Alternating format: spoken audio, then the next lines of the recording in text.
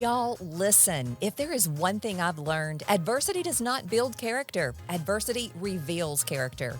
I'm Barbie Bassett, and I invite you to join me and my friends, Therese, Apel, and Traci Lee, as we peel back those adversity layers to see what else is revealed.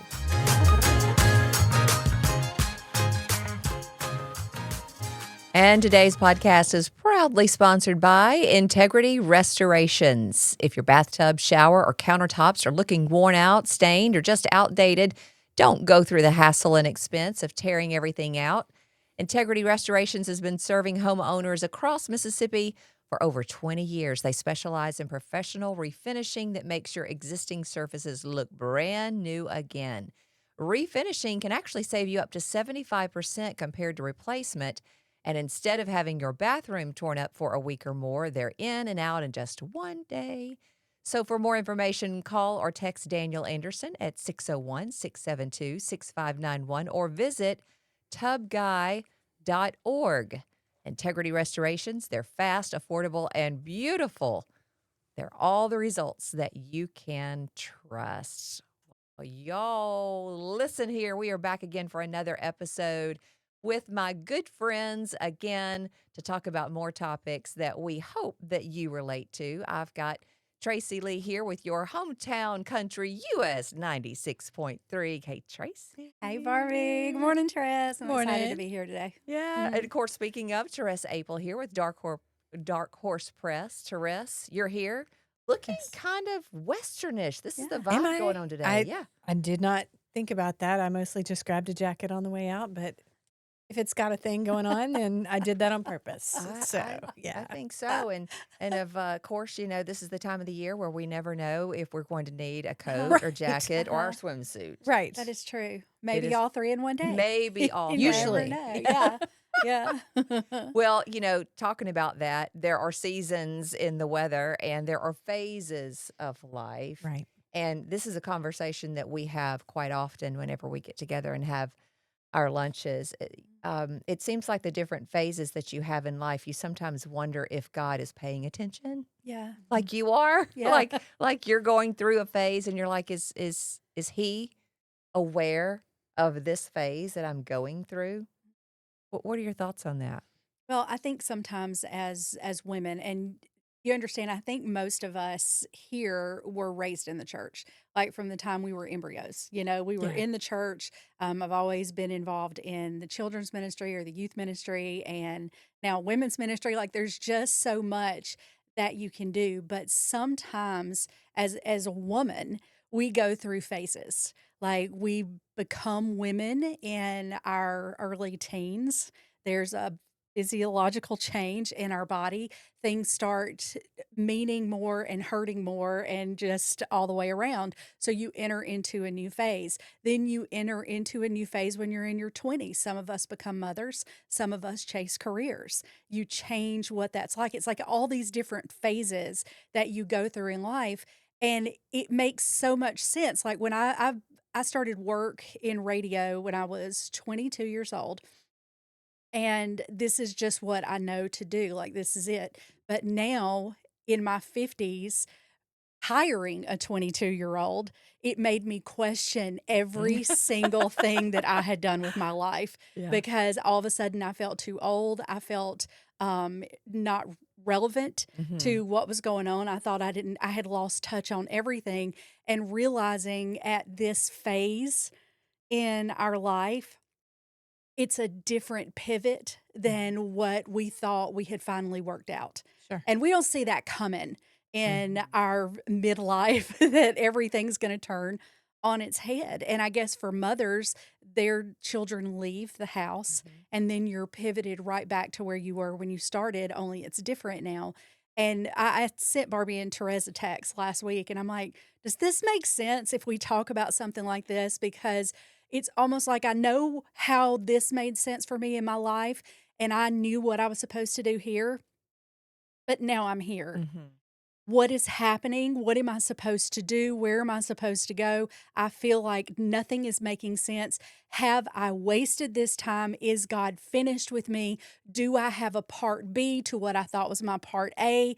Like, this is just as bad almost as when you start going through puberty as a teenager. Yeah. But you still have the emotional and the physiological changes at this point in a woman's life because our bodies change. Things stop working and certain things wake up, like facial hair. What's that about? And it's just all of these things that you go through.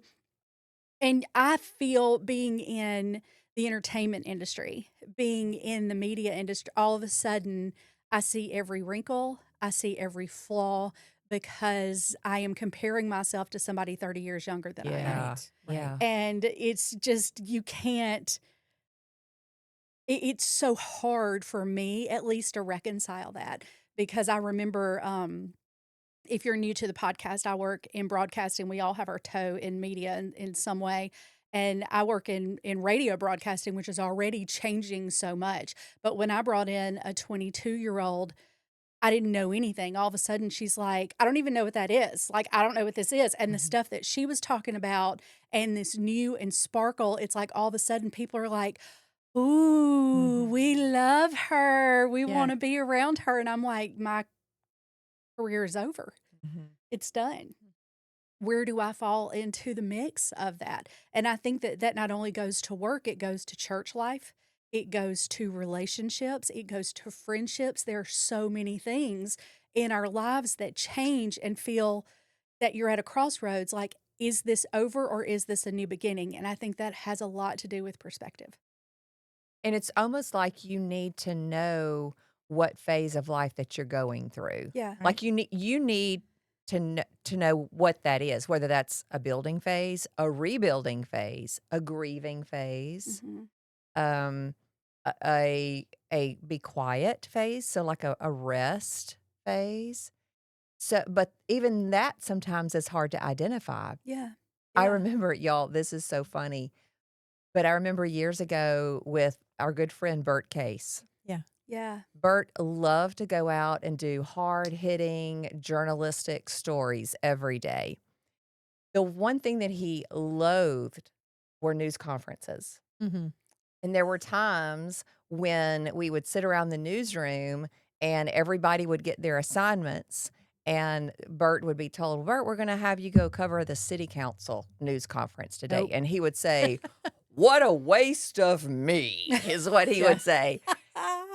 And he was right. Yeah. Right. Yeah. Because sometimes we would even question, Leah, why are we sending Bert Case on a city council story when he can do so much more?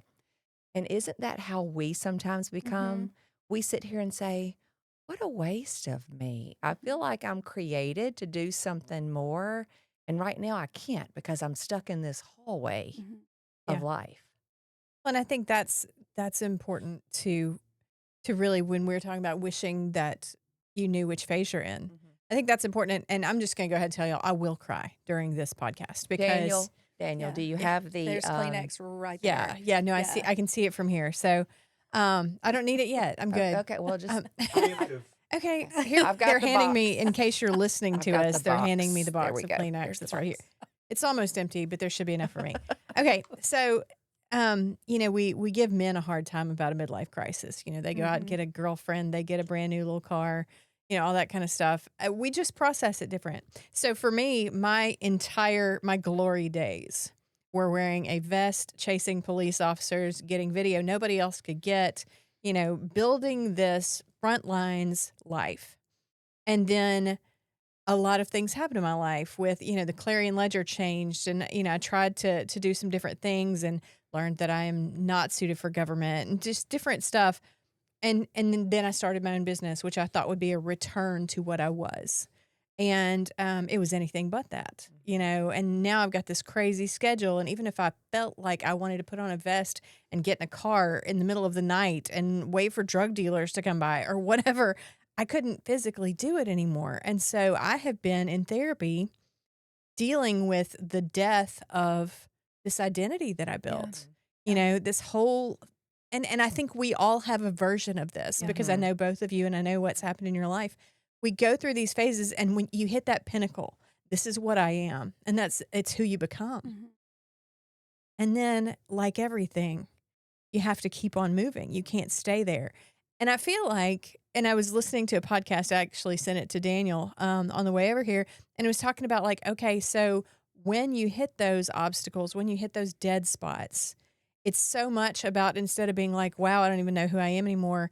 It's so about like, okay, but how do I turn this into something? How do I find the gratitude in this? Yeah. How do I keep optimistic in a situation where I don't know about y'all, but for me, I think Traci knows this because we talk about it sometimes. Every day, I'm like, I could just move to Kentucky and work in a gas station. Yeah. Like I could just, if I could walk Mhm. away from this thing that I've built that I no longer know how to run because it's not the same, and I kind of hate it some days now, I could just go somewhere and be something else altogether. I could rebuild.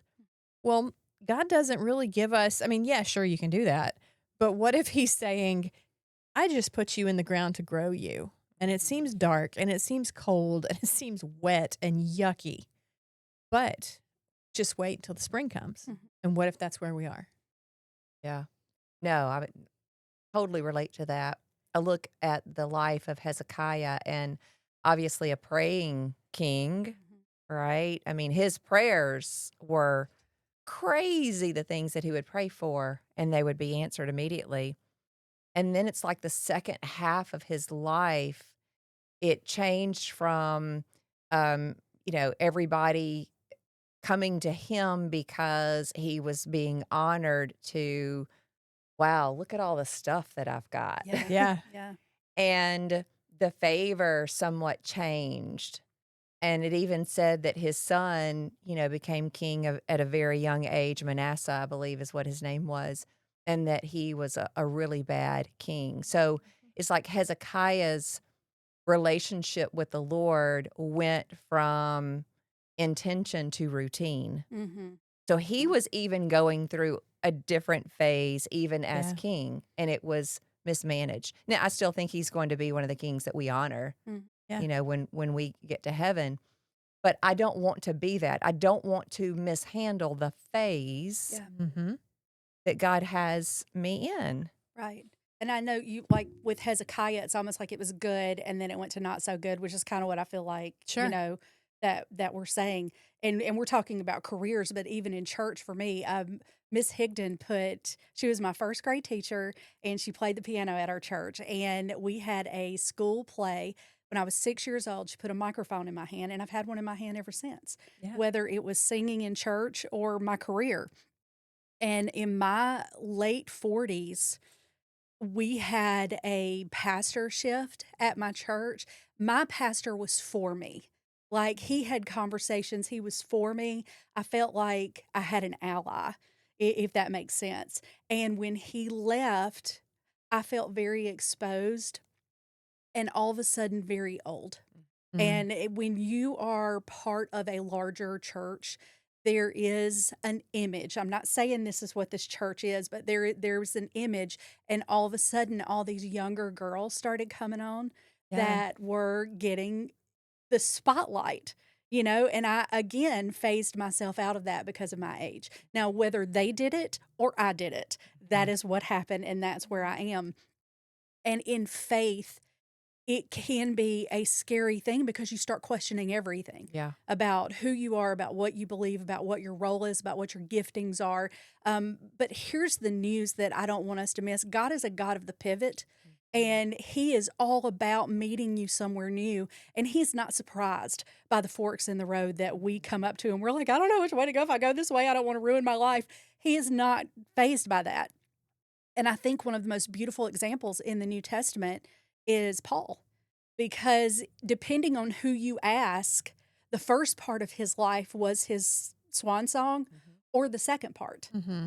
because they were both so impactful. But the mission changed Mm. because of who he met along the way. And I think that is so important. I think about him.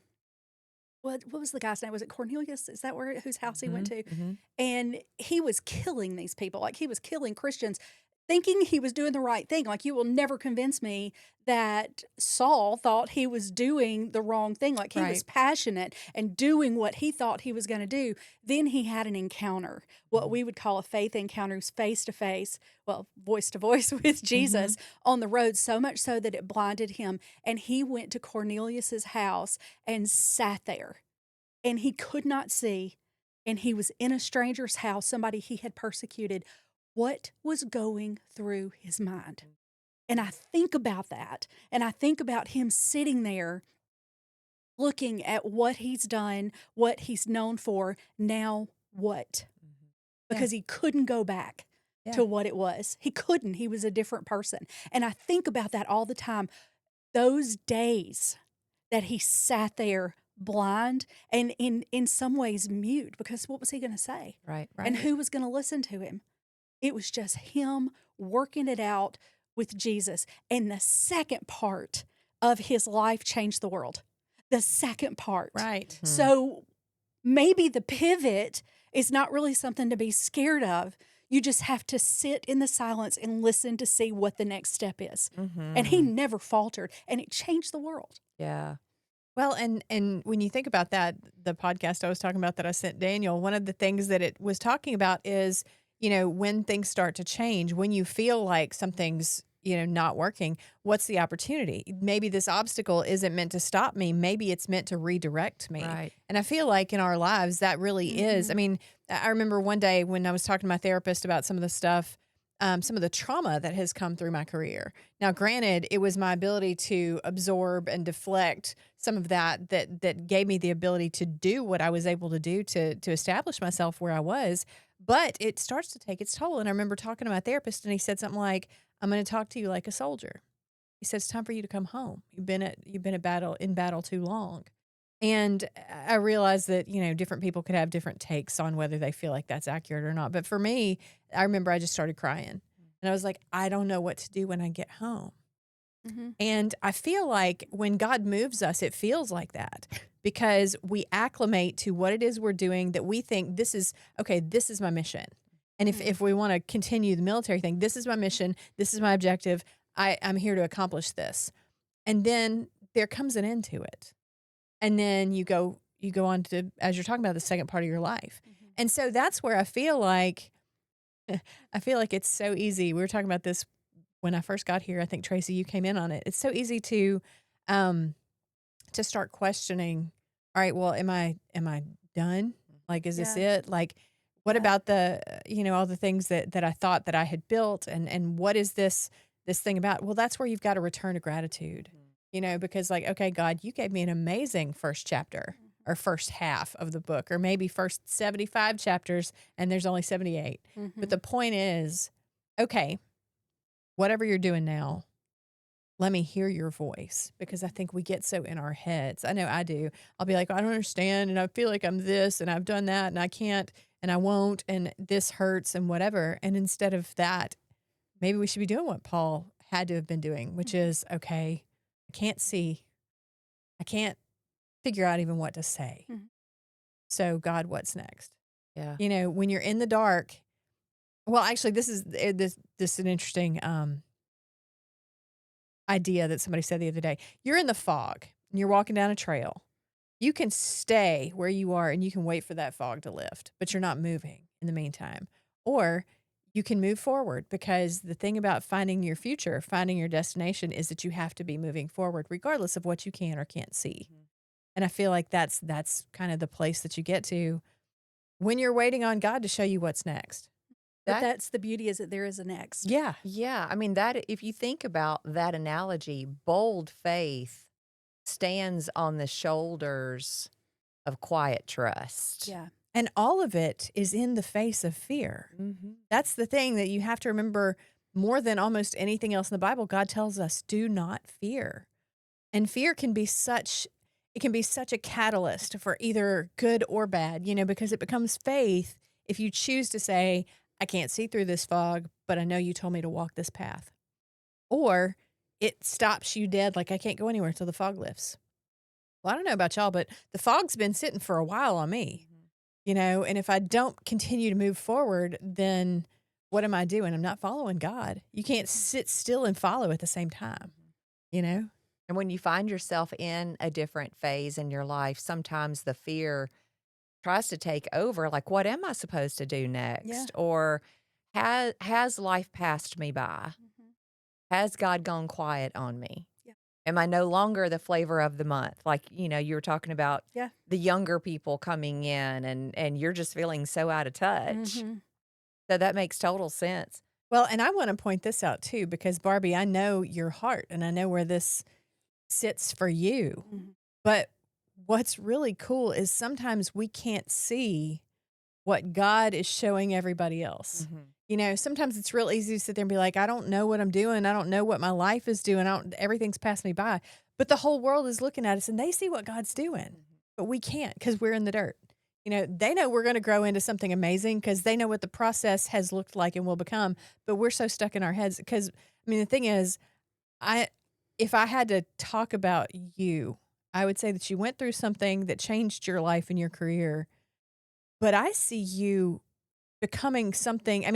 I feel like it slowed you down, but it definitely didn't stop you. And I see it becoming something entirely bigger and more beautiful because you have a different story to tell now. But I know for you, it just feels like, what am I supposed to be doing? Mhm. You Well, know? I think it all goes back to the phases that we all find ourselves in, where you Mhm. sit here and say, okay, what phase, what season is this, and what am I supposed to do next? And sometimes it's just to sit and wait Yeah. Mhm. and to Mhm. rest. I wrote something down. Sometimes God doesn't need to speak if he's already spoken. That And I need him to speak when he says something new. But if he hasn't changed the subject, I just need to listen to what he said. Mm. And sometimes it's just to What's sit the and last thing he told wait. us? Yeah. Yeah. What's the last thing Yeah. he told you to do? And I think sometimes in this society, well, the way I was brought up in the world, Yeah. is that you have to have a 5-year plan. Like, Yes. where do you want to go in 5 years? And I heard somebody say the other day, that's unrealistic now because things are changing too fast. To Mm, have a 5-year plan, it's not going to look the same in a year. right. So maybe only have a 6-month plan. Like, Yeah.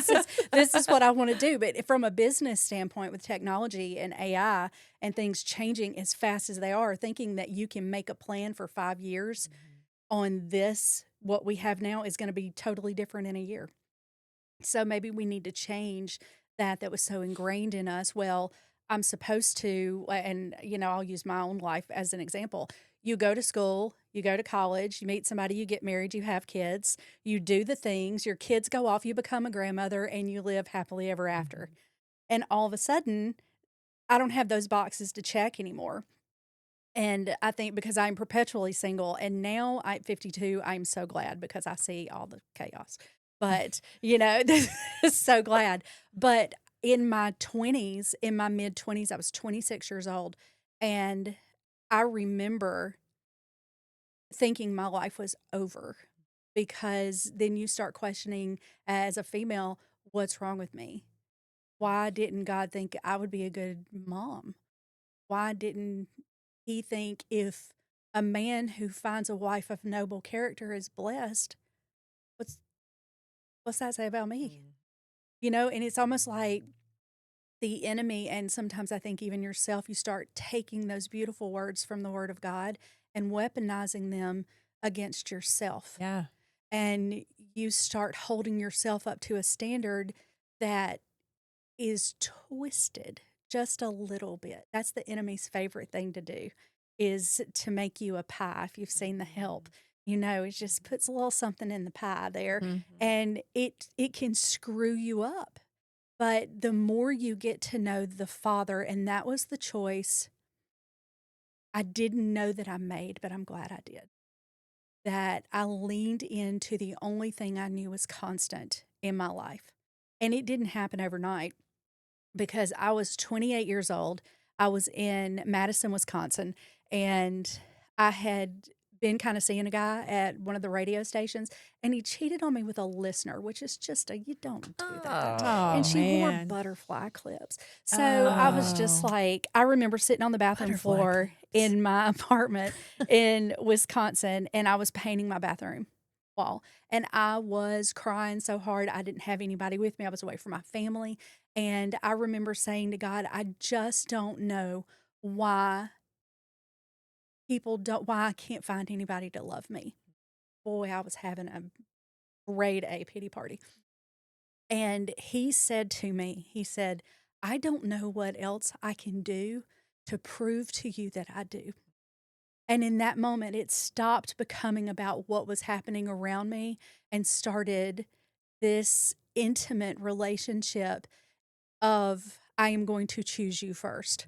And he told me, he said, I love you and I want to be with you, but I cannot continue with you down this path that you are going. And I had a choice to make right then. And I will never forget, I packed up everything that would fit in my little blazer and I drove home. That was it. I walked away from my radio career. I walked away from the connections that I had made because at that moment, he became the most important thing to me because I couldn't live without him. Right. I couldn't, I had nothing else and I could not go further without him. And I came home and I went to Birmingham and I stayed with my aunt for about 7 months. It was a sabbatical because we call my Aunt Charlotte medicine. She's just, it's so fun. And she had this big house on a hill in Bessemer, Alabama. And it was just me and her, my uncle. And I was a nanny at 28 years old. I Yeah. made $128 a week. And just, it healed me. And when I was okay with, all right, everything that I thought I wanted in this career that I was building and where I was, okay, it's over. And God was like, this is a pivot. I'll restore it. And boy, did he. Yeah. Boy, Boy, did He did sure he. did. Did he restore it? I never even knew how to dream or pray for what I'm doing now. I didn't know. And that is all because I made a decision to lean into the pivot, not knowing where we were going, but trusting him along the way. Quiet, intentional Yeah. trust. Yeah. And I think that's what it all comes down to. No matter that phase of life that you're finding yourself in, it's all about that bold, quiet trust. Mhm. Well, and it's easy to say that. And sometimes in the dark it's hard to find. Right. But I think that's where I was thinking as Tracy's telling her story, how different mine is because I was just always told that I would succeed. I didn't have a choice. You know, so anytime I did anything that didn't succeed, it felt like a massive systemic failure. Like everything Yeah. that I am just absolutely failed me. And it was relationships too. And God let me do a bunch of dumb stuff between age 20 and age, well, now even. But what I noticed the difference is, you know, it's like I kind of thought of God as like I was probably the prodigal son. Like dad's out there somewhere. You know, I mean, he's got me, I'm fine. But I was doing my thing and I was living my life and whatever. And yeah, I could build something that worked for a minute, but the minute it quit working, it's like I would hear God be like, maybe you should listen, maybe you should stop, maybe you should look for me. And I'd be like, yeah, I gotcha. And nothing would happen. And then all of a sudden, I mean, this giant sledgehammer comes out of nowhere and just flattened me every time, especially in the relationships. Every time, just the most devastating possibilities. And all of a sudden, and it's been probably 10 years ago, there was a part that was like, okay, I know what's coming if I don't listen. And I know what's coming if I don't follow. And there is nothing that sucks worse than that giant sledgehammer that God uses to say, are you listening now? You know, and I feel like in the dark, when we're that, you know, when you're trepidatious and you're worried and whatever, it's kind of the opposite of what I always did, which is I'm going full speed ahead. And I know you're out there somewhere, God. So you got me, right? It makes you like, it made me start to hold back. It makes me start to worry and wonder. But I think that same full speed ahead power can be directed in following God. And you're afraid that if you do that, you're going to drive off the path. You're afraid that if you go 100% in pursuit of him and of his heart, because we're looking for his will. But I think if we quit looking so much for his will and chase his heart, then we find his will also. And today I look at all the unrest in the world and all the political things and all that, and people are so sure that they know the answers. And what I just keep saying is look for God's heart. What would God say about whatever this thing is that we're fighting over? And I feel like that applies across the board, whether it's about politics, whether it's about your job, whether it's about your family, whether it's about getting older.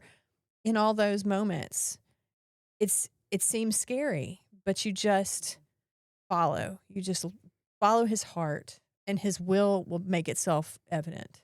And don't mistake the shift, the pivot Mhm. in that phase of life that you're in for a loss of favor. Right. Yeah. Because many times we will do that.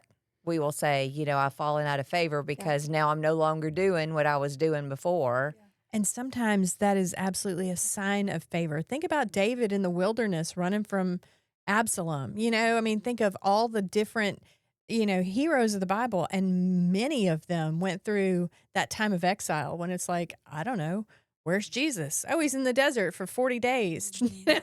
Yeah. Well, sometimes you're in the desert and it feels like a lot longer than 40 days. Yeah. So maybe it's not a lack of favor. Maybe it's just an influx of Yeah. favor. And it's, I believe, him protecting his investment a lot of Yeah. times. Because if you stay on that path that you're on, I'll use me as an example, but I think y'all can relate. If I was still able to do all the things that I used to be able to do, I would be wearing myself out. Yeah. I mean, I'd be Ooh, yeah. miserable. Yeah. I would die early. I mean, I firmly believe I would die very soon, Mhm. and it's just that at some point we have in our heads, I mean, a man has chosen the way he should go, but God knows what he's got mapped out for each of us, and he will redirect you even if you don't think that that's what he needs to be doing. But God, look what you built me. Look what I built. Yeah, well, look what I'm building over here. Let me take you, Yeah. Such a good conversation. Well, we're actually going to continue this conversation on our Patreon channel. We would like to hear from you. We would like to hear your comments. Are you finding yourself in a different phase of life? And you may be like us wondering what's next? What are we supposed to do? We would enjoy hearing your thoughts and seeing how you're handling the different phases of life. So we're going to hop on over our Patreon channel. We would love to have you over there. But until next time, we will see you again on another episode of Y'all Listen Here.